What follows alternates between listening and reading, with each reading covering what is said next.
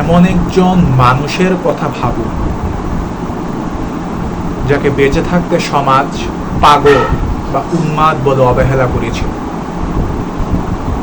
কিন্তু মৃত্যুর বহু বছর পর আজ তাকে ইংরেজি সাহিত্যের অন্যতম সেরা দূরদর্শী জিনিয়াস মনে করা হয়।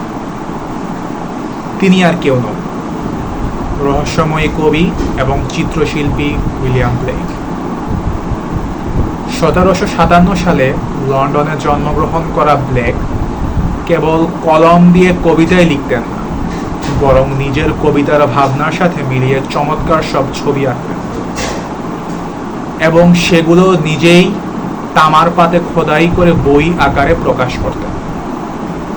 তৎকালীন সমাজ তার এই অদ্ভুত জগৎ আর সময়ের চেয়ে অনেক এগিয়ে থাকা চিন্তা ভাবনাকে বুঝতে পারে বলেই জীবদ্দশায় তিনি চরম দারিদ্র আর অবহেলার শিকার হয়েছিলেন। উইলিয়াম ব্লেক কেন এত জনপ্রিয়? উইলিয়াম ব্লেক আজ বিশ্বজুড়ে জনপ্রিয় তার অনন্য দ্বিমুখী জীবন দর্শনের জন্য। তিনি বিশ্বাস করতেন মানুষের মন মূলত দুটি অবস্থার মধ্য দিয়ে যায়, একটি হলো সরলতা বা ইনোসেন্স, আর অন্যটি হলো বাস্তবতার নিষ্ঠুর অভিজ্ঞতা বা এক্সপেরিয়েন্স। তার জনপ্রিয়তার সবচেয়ে বড় রহস্য হলো তিনি অত্যন্ত সহজ ও সরল ভাষায় কবিতা লিখতেন, যা একটি শিশুও সহজে পড়তে পারে, কিন্তু সেই সহজ লাইনের ভেতরে লুকিয়ে থাকত দর্শন এবং আধ্যাত্মিকতার এক গভীর মহাসমুদ্র।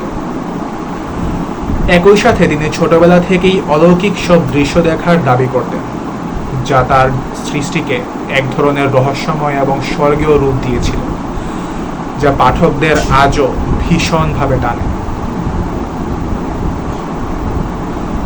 উইলিয়াম ব্লেকের কবিতা থেকে শিক্ষণীয় বিষয়। ব্লেকের কবিতা থেকে আমাদের আধুনিক জীবনের জন্য অনেক কিছু শেখার আছে। তিনি আমাদের শিখিয়েছেন যে এই পৃথিবীতে ভালো এবং মন্দ, আলো এবং অন্ধকার দুটি বিপরীত শক্তিরই প্রয়োজন আছে এবং এদের মধ্যে ভারসাম্য বজায় রাখাই হলো মানব জীবন। ব্লেক তৎকালীন শিল্প বিপ্লবের যুগে শিশুদের উপর হওয়া অত্যাচার এবং সমাজের কঠোর নিয়মের বিরুদ্ধে তীব্র প্রতিবাদ করেছিলেন, যা আমাদের অন্যায়ের বিরুদ্ধে সোচ্চার হতে শেখায়। যান্ত্রিক জীবনের বেড়াজালে আটকে না থেকে মানুষের নিজস্ব কল্পনা শক্তি এবং প্রকৃতির সাথে আর্থিক সংযোগ রক্ষা করা যে কতটা জরুরি, ব্লেকের প্রতিটি লাইন আমাদের সেই শিক্ষাই মনে করিয়ে দেয়।